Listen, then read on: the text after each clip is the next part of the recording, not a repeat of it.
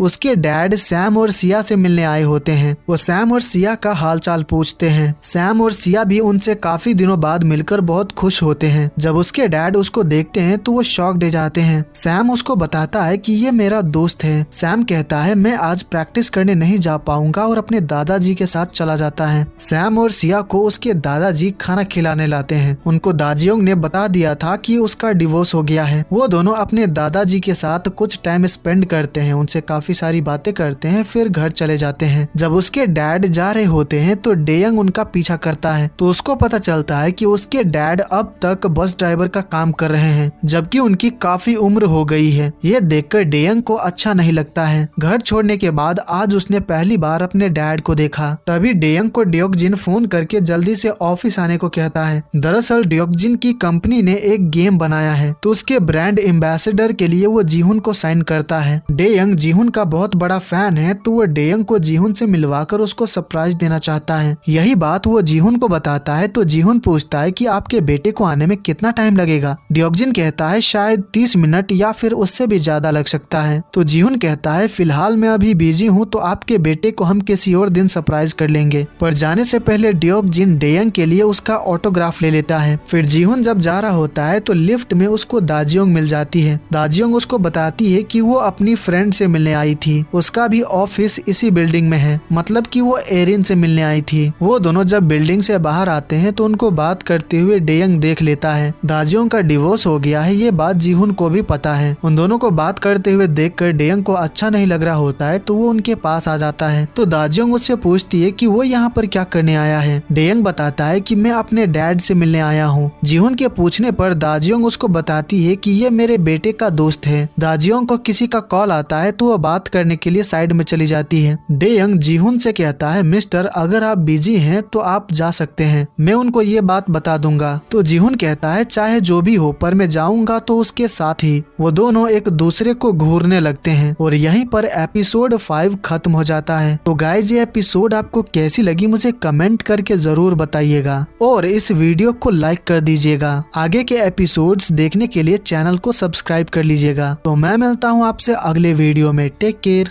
Bye bye.